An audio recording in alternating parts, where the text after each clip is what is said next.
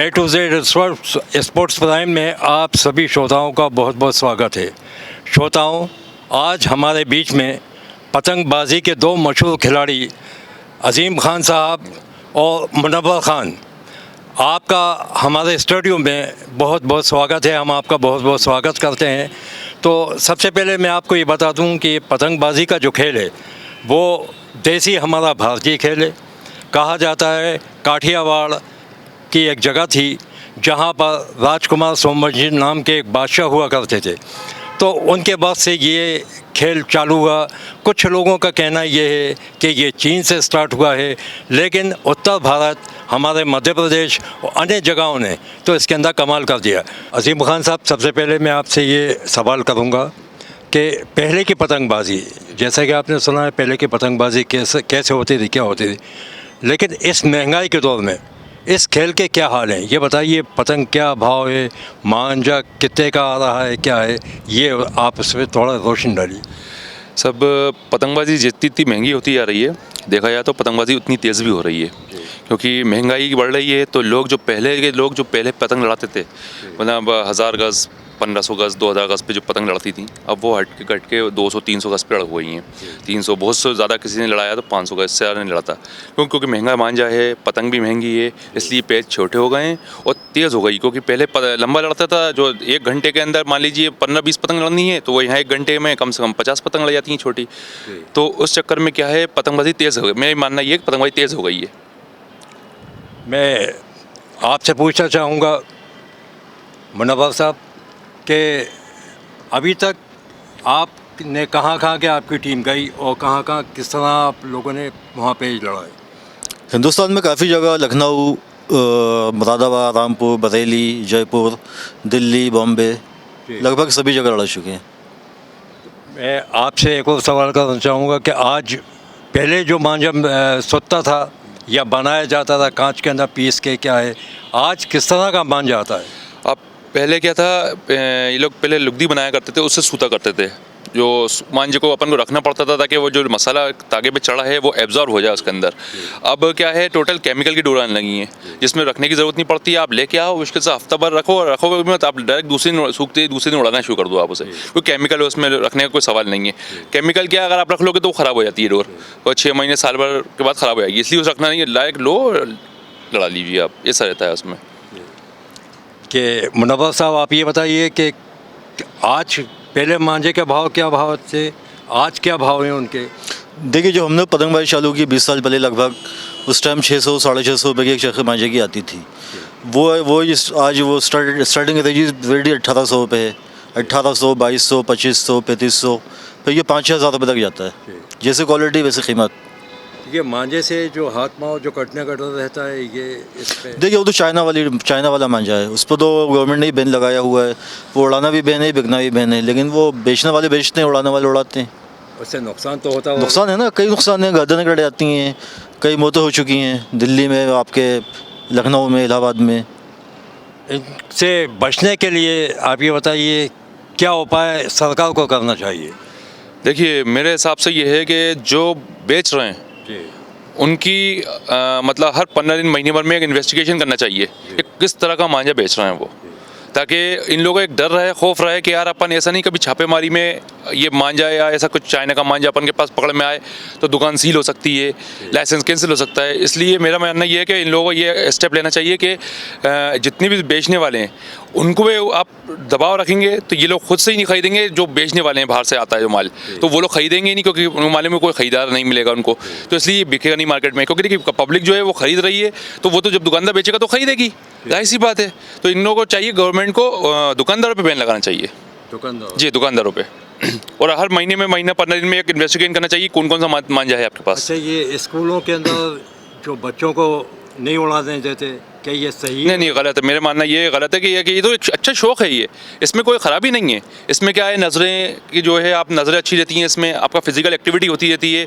और हाँ, बस ये बात अलग है, जैसे बच्चे हैं, पढ़ाई का टाइम है, अब सुबह दोपहर से पतंगबाजी में लगे हुए हैं, वो गलत है। एक शाम का टाइम, मुकर्रर टाइम होना चाहिए बच्चों का कि हाँ चल टाइम है, और इनको उड़ाने देना चाहिए।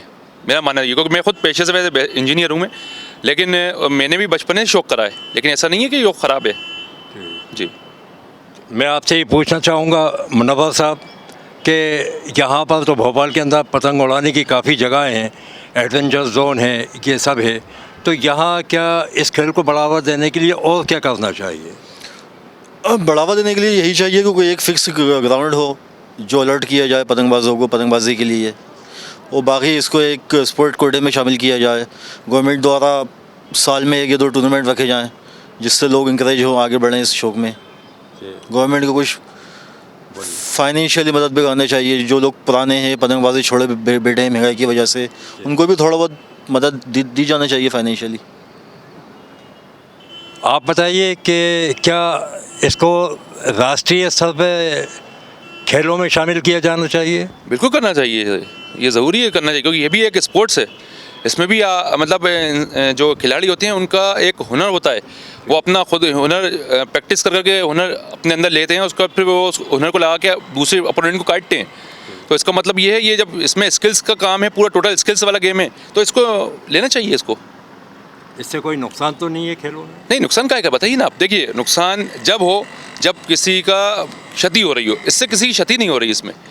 मैंने आपको पहले भी बोला है कि जो बाहर का चाइना का मांझा है वो बैन होना चाहिए, वो उससे क्षति है, मैं खुद बोल रहा हूँ, उससे किसी गर्दन कट जाए कुछ कट जाए। इसलिए जब अपन का वर्धमान में 1 2 3 तागा जो यूज़ कर रहे हैं वो कॉटन का रहता है, तो उससे किसी का हाथ पैर नहीं कटता, बल्कि वो नॉर्मल तागा होता है, टूट जाता है आराम से। तो इसलिए जब वो किसी की क्षति नहीं है, तो इसलिए आप उसको स्पोर्ट्स में लेना चाहिए इसे। अंत में मुनव्वर साहब, मैं आपसे ये और पूछना चाहूँगा कि इस खेल में जो आप लोग पतंगे उड़ाते हैं, ये सब करते हैं, तो उसमें आप लोग किस तरह का खाना खाते हैं, किस तरह की आप उसके लिए डाइट लेते हैं, या आँखों के लिए आप क्या करते हैं? नहीं, इसमें ऐसा कुछ नहीं है। नॉर्मल जो खाना है वही आपको खाना है, नॉर्मल डाइट ही आपको लेना है, कोई स्पेशल डाइट फिक्स नहीं है इसकी। बस ये है कि एक फिज़िकली एक ताकत का गेम है, आपको दिन भर धूप में खड़ा होना है, पतंग लड़ाना है, या सर्दी में आपको दिन भर मैदान में डटे रहना है, पतंग लड़ाना है। तो उसके अकॉर्डिंग जो आप खाते हैं उसमें थोड़ा बहुत बदलाव कीजिए, प्रोटीन न्यूट्रिशन ज़्यादा लीजिए, बस लड़ाइए पतंग, कोई दिक्कत नहीं है। कितने घंटे तक आप पतंग उड़ाते हैं, सुबह शाम तक, ये बताइए आप? ये तो टाइम पे डिपेंड है। सुबह 9 से भी आप लड़ा लीजिए, शाम को 6 7 बजे तक, या 12 से शाम को 6 बजे तक। जब हम बाहर जाते हैं लखनऊ या बॉम्बे या दिल्ली, वहाँ तो हम सुबह 9 बजे से शाम को 6 7 बजे तक लड़ाते हैं। नहीं, आपकी पतंग उड़ाने में तो कोई हादसा भी एडवेंचर जोन के पास हुआ था आपके साथ ये? जी हाँ, मेरा हाथ टूट गया था पतंग खींचने में। ये एक रिस्ट ब्रेक हो गई थी, तो प्लेट डली हुई है उसमें। वो अभी भी हादसे होते रहते हैं, वो तो पतंग उड़ाने में सभी खेलों में होते हैं वो तो इससे आपको कोई तकलीफ तो नहीं होती? नहीं, थोड़ा बहुत फ़र्क तो पड़ा है उसमें गेम में जी। इसमें थोड़ा बहुत फ़र्क आया, इतना नहीं आया, लेकिन फिर भी लड़ रहा है गेम। अंत में मैं आपसे एक सवाल और जानना चाहूँगा कि पतंगबाजी का भविष्य क्या है, इस खेल का भविष्य क्या है? इस खेल का भविष्य ये है कि अगर कोई सपोर्ट मिलती है, अगर इसको स्पोर्ट्स कोटे में लिया जाता है, तो उसका बहुत ब्राइट फ्यूचर है। अदरवाइज़ ये है कि बस ये खेल कहाँ से शुरू हुआ, कहाँ ख़त्म हो गया, किसी को पता भी नहीं चलेगा। आने वाली पीढ़ी जो है वो पता भी नहीं चलेगा कि ये स्किल्स भी लोग थे, बल्कि इतने अच्छे अच्छे खिलाड़ी रह चुके हैं अपने, जो जिनका नाम आज भी लोग कर लेते हैं। तो इसको मतलब स्पोर्ट्स कोटे में लेना चाहिए, ताकि आने वाली पीढ़ी जो है वो भी इसको कहे कि अच्छा खेले। लोग इसको ये नहीं कहें कि नहीं आप पतंग मत उड़ाओ, माँ पेरेंट्स ज़्यादा बोलते हैं ना, नहीं पतंग मत उड़ाओ। अब मैं ये पूछना चाहता हूँ कि पतंग मत उड़ाओ का मतलब क्या? पतंग ख़राब है, इसमें क्या किसी का नुकसान हो रहा है, कुछ हो रहा है? कुछ नहीं हो रहा है। एक शौक है, एंटरटेनमेंट है, और अच्छा स्किल्स इसके अच्छे रहते हैं। इंसान एक दूसरे को काटने के लिए एक प्रैक्टिस करता है, किस तरह काटना है, उसके लिए नए नए स्किल्स सीखता है। तो मैं कहता हूँ ये इसको तो सपोर्ट करना चाहिए। मध्य प्रदेश खेल विभाग से आप क्या अपील करना चाहेंगे? यही कि इसको स्पोर्ट्स कोटे में लिया जाए इसे, और स्पोर्ट्स में लेके इसको, जैसे स्पोर्ट्स में आप कोटे में लोगे, इसे लोग जानेंगे कि हाँ ये स्पोर्ट्स एक स्पोर्ट्स भी है, तो लोग जितने भी बच्चे हैं वो इसको स्पोर्ट्स समझ के इसमें उतरेंगे। भाई यही कहूँगा। तो श्रोताओं, ये थे हमारे आज के मेहमान पतंगबाज। आप दोनों हमारे स्टूडियो में आए, आपका बहुत बहुत स्वागत है। नव वर्ष की आपको बहुत बहुत शुभकामनाएं। तो श्रोताओं, आप देखते रहिए A to Z sports prime show, और हम इसी तरह आपके सामने नए नए खेल और नए नए खिलाड़ी सामने लाते रहेंगे।